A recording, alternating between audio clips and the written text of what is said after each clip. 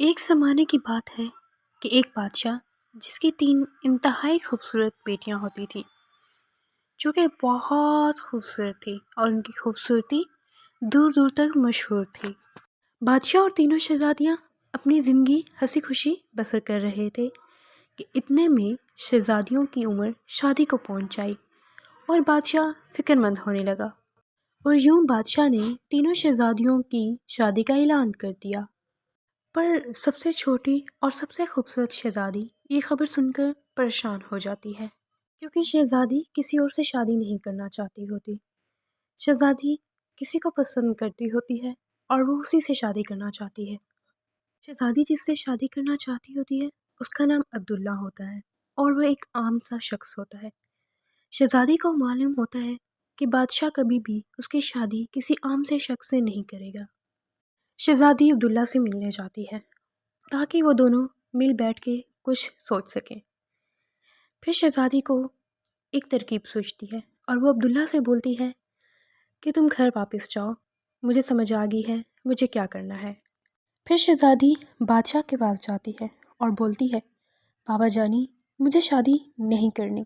پر بادشاہ چھوٹی شہزادی کی بات سن کر پریشان ہو جاتا ہے اور پوچھتا ہے کہ کیا وجہ ہے کہ تم شادی نہیں کرنا چاہتی۔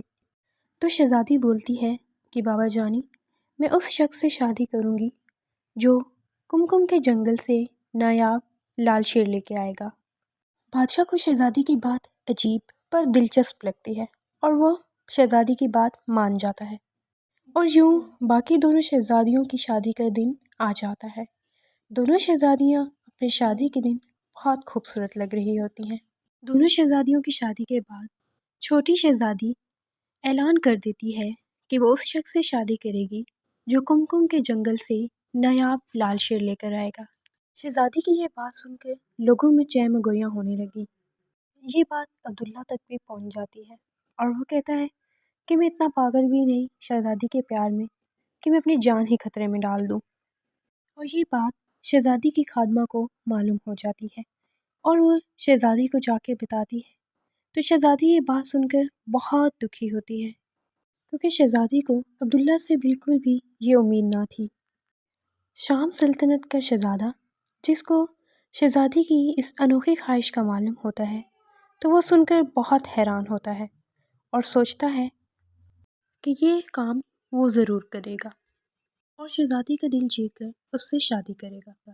پھر شہزادہ کمکم کے جنگل کے لیے نکل پڑتا ہے اور وہ جب وہاں پہنچتا ہے وہ دیکھتا ہے کہ ایک لال شیر زخمی پڑا تکلیف میں کرا رہا ہے۔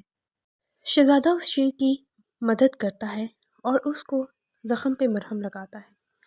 یوں شیر شہزادے سے مانوس ہو جاتا ہے اور یوں شہزادہ اس شیر کو قید کر کے شہزادی کے پاس لے آتا ہے۔ شہزادی شیر کو دیکھ کر بہت حیران ہوتی ہے کہ یہ خطرناک کام کون کر سکتا ہے، اور وہ بھی وہ شیر جو کہ بہت نایاب ہوتا ہے کون پکڑ کے لا سکتا ہے۔ اور شہزادی شہزادے سے بہت متاثر ہو جاتی ہے اور یوں وہ شادی کے لیے ہاں کر دیتی ہے، اور یوں شہزادی اور شہزادے کی شادی بہت دھوم دھام سے ہو جاتی ہے اور وہ دونوں ہنسی خوشی رہنے لگ جاتے ہیں۔